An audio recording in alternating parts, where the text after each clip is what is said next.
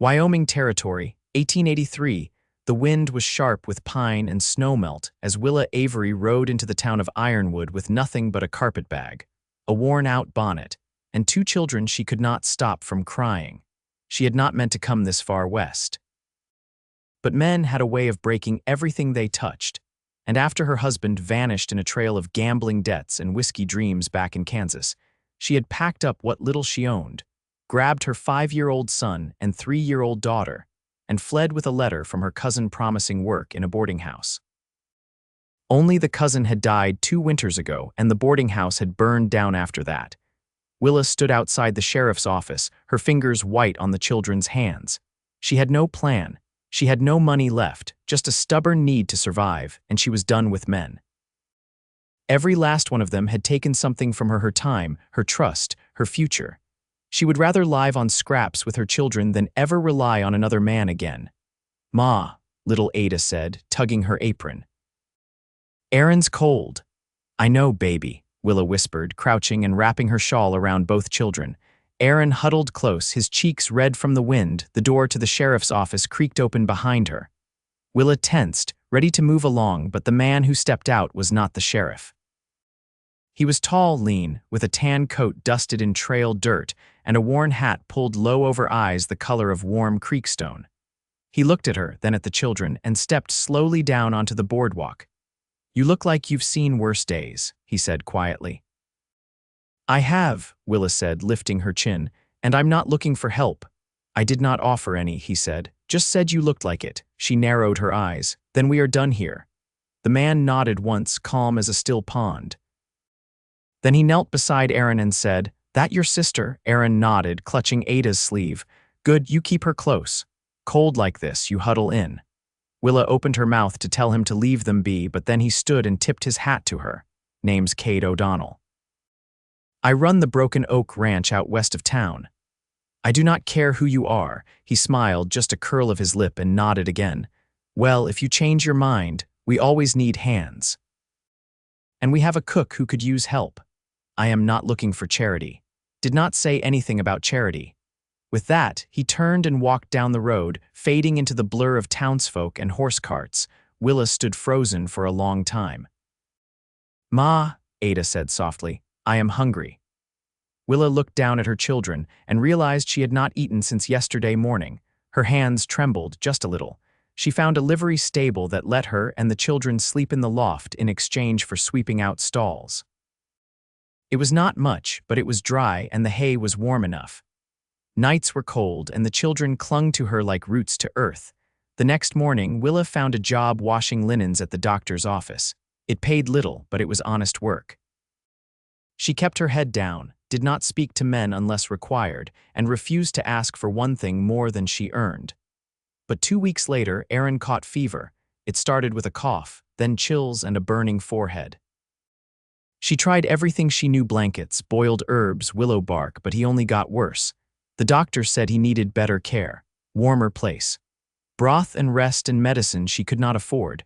Willa sat outside the clinic that night, arms tight around Ada, trying not to cry. "You look like you are trying not to fall apart," said a voice beside her. She turned. Kade O'Donnell crouched next to her, holding a steaming mug. He offered it without a word. She stared at it. "I told you I am not." "I know," he said. "You are not asking." She took it anyway. Her fingers brushed his. The warmth of the mug made her throat tighten. He looked toward the clinic window where Aaron lay pale and sweating. "Let me help." "No, I have a place," he said. "It is warm, clean. Maureen, our cook, knows how to care for fever. My mother raised 6 boys through winters colder than this. We can help him." "I do not want your pity." "Good," Kade said, "because I do not give it." He looked at her then, really looked. "I am not asking you to owe me anything. I am offering because it is the right thing to do. That is all." Willa stared at him, every instinct in her body telling her to run. But then Ada leaned into her side and whispered, "Ma, can we go?" And Willa nodded. Kade brought a wagon the next morning. He loaded Aaron onto a straw bed in the back, took Ada in his arms like she was made of glass, and helped Willa climb up. The Broken Oak Ranch was 6 miles west of Ironwood, tucked between ridgelines and split rail fences. The house was simple but solid, with smoke curling from the chimney and sunlight warming the porch. Kade carried Aaron inside himself. Maureen, a sharp-eyed Irish woman with a warm smile, took over without a fuss. She tucked Aaron into a bed near the stove and brewed broth before Willa could even set her bag down. "You are safe here," Maureen said softly, touching her arm. Willa nodded, too tired to speak. Days passed. Aaron slowly got better. The fever broke, his eyes cleared, his voice returned. Willa helped in the kitchen, then in the garden.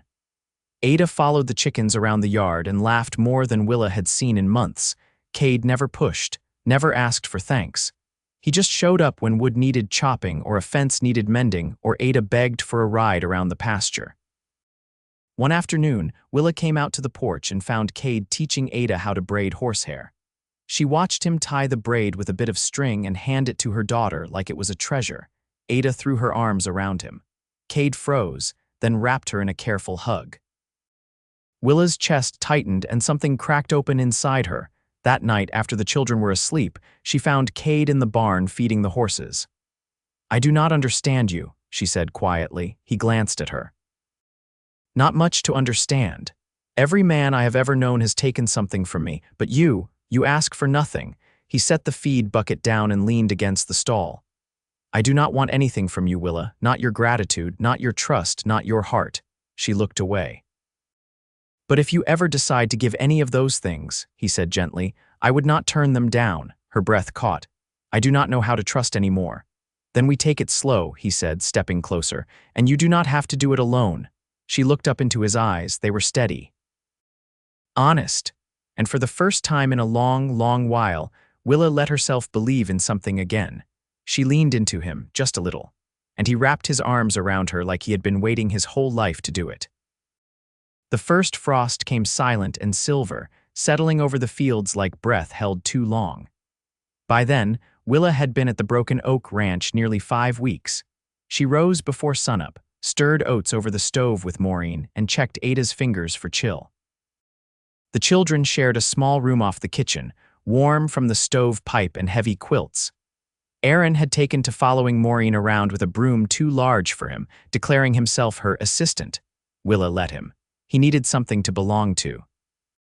She kept her sleeves rolled and her head down, but the quiet crept in between tasks, soft-footed, patient. And with it came moments she hadn't known how to name. One afternoon, as she rinsed potatoes at the pump, Kade crossed the yard with an armful of fence rails. His shirt clung damp across his back, the sun catching the curve of his neck. He didn't speak, just nodded once, set the rails beside the barn, and returned to splitting them. She watched the rhythm of his work, efficient, unhurried, grounded, and found herself staying longer at the pump than she needed to. That night, after the children were asleep, she stood at the window and watched the dark press against the glass. The wind moved low through the cottonwoods, and somewhere near the barn, a horse shifted in its stall. She didn't know what she was waiting for. When the knock came, it was soft, 2 slow taps. She opened the door to find Kade holding a folded bit of paper. "Found this in the hayloft," he said. "Might be yours." She took it. "It's Aaron's drawing. He must have lost it up there." Kade nodded, but didn't turn to go. "He said he wants to learn to ride. He's 5. My brothers were younger when they started." She raised a brow. "Your brothers aren't my boy." He leaned a shoulder to the doorframe. "No, he's steadier, got more sense than most grown men I've met." Willa looked down at the drawing, a horse with stick legs and a boy on its back, grinning crookedly. "He's still my son." "I know." She glanced up. "Why do you care?" Kade's eyes didn't flinch. "Because I see how he looks at you, how he listens when you speak. That kind of love is rare." Willa stepped onto the porch. The night air was crisp. "You ever lose anything worth loving?" He didn't answer right away. Just looked out over the dark pasture. "My older brother Jed, winter of '79, he fell through river ice trying to haul back a calf. We pulled him out, but not fast enough." She went quiet. He was always the one who knew what to say. "Me, I've never been much with words." "You say plenty," she said, softer than she meant to. He looked at her then, not like he was waiting for anything, just steady, the way rain waits on the edge of drought. "I'm not ready," she said. "I'm not asking you to be." She folded Aaron's drawing. "Then why are you still standing here?" "Because you stepped outside." She didn't answer, didn't step back in either. They stood like that, side by side in the dark, until the lantern behind her sputtered low. The next morning, she found Ada perched on the fence rail, watching the sunrise with a biscuit in her hand. Kade was nearby, brushing down his mare. "He said I could help with chores," Ada announced. Willa raised a brow. "Did he now?" "She's got good balance," Kade said. "And she sings to the horses." "Does she?" Ada grinned, cheeks full of crumbs. "They like it, they told me." "I'm sure they did." Later, Willa took up mending shirts in the parlor, stitching slowly as Aaron napped with Maureen's dog curled beside him. The quiet was a different kind now, less like absence, more like space made on purpose. That evening, Kade brought in a rabbit he'd trapped, laid it on the counter without comment, and reached for the kettle. "You always do that?" Willa asked. "Do what?" "Leave things without waiting for thanks," he shrugged. "Not everyone wants to be indebted." She met his gaze. "I'm not used to men like you. I'm not trying to be anything." "That's the trouble," she said, setting down her needle. "Most men try too hard." "You don't try at all." Kade's mouth twitched, not quite a smile. "Maybe I already have what I need." She stood, brushing threads from her skirt. "Then why'd you bring us here?" He looked down at the kettle, steam curling. "Because you needed somewhere to land. And if I leave, then I'll know you were strong enough to stand again." Willa studied him. "And if I stay," he met her eyes, "then I'll be grateful." She didn't reply, just walked past him and stirred the stew. That night, she found herself humming while folding linens. It surprised her. And outside, somewhere beyond the porch rail, a man who asked for nothing sat on the steps with a child's horsehair braid in his coat pocket, and the scent of her still clinging to his sleeves. The snow came early that year, thick and wet, pressing down on the roof with a weight that muffled sound and turned the world to hush. Willa stood in the barn doorway with her hands wrapped around a chipped mug of tea, watching Kade throw hay to the cattle. The horses were restless, sensing the storm before it arrived in full, and the air smelled of iron and new ice. He noticed her, nodded once, and kept working. She didn't step away, not yet. "Kade," she said, when the last flake of hay floated to the ground. He brushed his palms against his trousers, then looked at her with a patience that settled something inside her. "I've been thinking," she said, her voice steady though her hands weren't, "about what happens in spring." He didn't speak, just waited. "I need to earn more, enough to buy a place. Something small, somewhere we can stay. There's land east of the ridge," he said, quiet as a promise. "Belongs to no one. Soil's not rich, but it drains clean. I can't keep living under someone else's roof. I never asked you to." She stepped inside the barn, the door clicking shut behind her, the scent of hay and animal and cold leather wrapped around her like a worn coat. "I know you didn't," she said. "That's why I'm still here." He met her eyes. "You think you need to leave before it gets too easy." "It's already easy," she said, "and that's what scares me." He leaned back against the stall rail, arms crossed, his jaw working. "I never wanted to depend on a man again. But when Aaron was sick, I didn't know what else to do. You brought us here, you fed us, you let my children laugh again." "I didn't do it to keep you," he said. "I did it because I could." Willa glanced down at the floorboards between them, worn smooth by years of boots and hooves. "I don't know how to want something without fearing what it'll cost," she said. "I do," Kade said. "It costs time, quiet, showing up every day whether or not the other person says thank you." She looked at him then, really looked, the way she hadn't let herself before. "You ever think about marrying?" He didn't move, "Not until you." That stopped her breath a moment. "I don't want a ring," she said, heart thudding. "I don't want Sunday dresses or church benches. I want a life that fits in my hands, something real. Something mine." He stepped forward slow until there was only warmth between them. "Then build it here," he said. "Not for me, for you. And if I get to be part of it, I'll spend the rest of my days being grateful you let me." She didn't flinch when he reached for her hand. His fingers were rough, calloused, steady. "I've never been kissed without strings," she said softly. "Then let's not start with a kiss," he said. "Let's start with trust." The wind moaned low outside, rattling the eaves. Somewhere in the yard, Aaron called out, chasing Ada's laughter. Willa squeezed his hand once, then let go. That night at supper, she sat beside Kade instead of across from him. She didn't speak much, didn't need to. After the dishes were done and the children tucked in, she walked with him out to the porch. stood beside him with a shawl around her shoulders, and leaned just a little closer than she needed to. He didn't move. She didn't pull away. And when the snow began to fall again, light and slow, she tilted her head toward him and said, "I'll stay." He took her hand again. It was the first thing she'd chosen without fear in longer than she could remember. By late December, the days shortened into a hush well before supper, and the world turned pale beneath the soft weight of snow. On the Broken Oak Ranch, smoke curled low from the chimney, and the barn lanterns flickered against the gathering dark like stars too stubborn to give in. Inside, Willa sat at the long wooden table sewing patches onto Aaron's only wool shirt. Ada lay curled on a rug near the hearth, tracing circles in the dust with an old spoon Maureen had given her to play with. The stove breathed steady heat through the kitchen, and the windows wept condensation that blurred the fields beyond. Kade had been gone since early morning, riding out with two of his hands to check the far fence line. It was the longest he'd been away since Willa had chosen to stay. When the door finally opened just past dusk, she didn't look up right away. Snow clung to Kade's coat and lashes, and his boots left sharp prints on the floorboards. He stepped in without a word, hung his coat beside the door, and met her eyes across the quiet room. "You're limping," she said, setting down the shirt. "Horse stumbled near the creek bed. I twisted something, not broke." She stood, wiping her hands on her apron. "Sit down. I'm fine." "You might be," she said, pulling the chair out with a scrape of wood, "but you'll sit anyway." He did, and she knelt beside him, untied his boot, and peeled it away with careful hands. His ankle was swollen just above the leather line, red and angry. "Did you wrap it? Didn't have anything clean on me." She stood, fetched a basin and cloth, and returned with the quiet precision of someone used to tending wounds without fuss. As she pressed the damp cloth to his skin, he hissed through his teeth. "You've done this before," he said. She didn't look up. "My father had a mule that never learned to watch its footing." He watched her in silence as she worked, her brow furrowed, her touch firm but gentle. "You don't talk about where you came from," he said.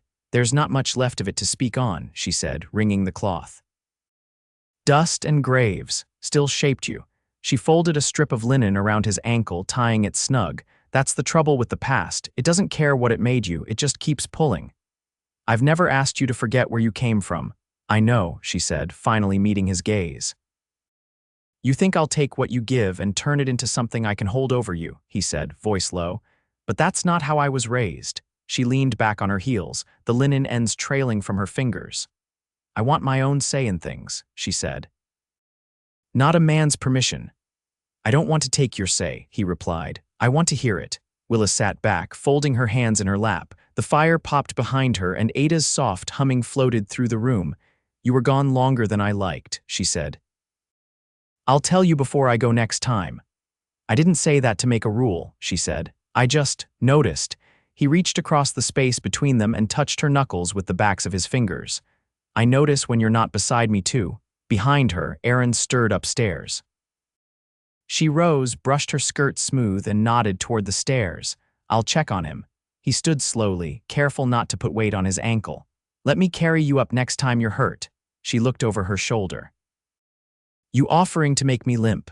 "No," he said, his mouth tugging into something near a smile. "Just offering to carry." The next morning, a letter arrived from a neighbor 2 miles off. Their milk cow had gone dry, and they asked if the Broken Oak might trade cream for cornmeal. Willa volunteered to go. "I'll take Ada," she said, wrapping scarves around the girl's shoulders. "Aaron's warm and sleeping. Maureen'll keep to him." "I'll ready the sleigh," Kade said. She paused. "I can drive." "I know," he said, but he went anyway. The sleigh ride was quiet, just the crunch of runners over fresh snow and the jingle of harness bells. Ada nestled against Willa's side, wool wrapped and wide-eyed.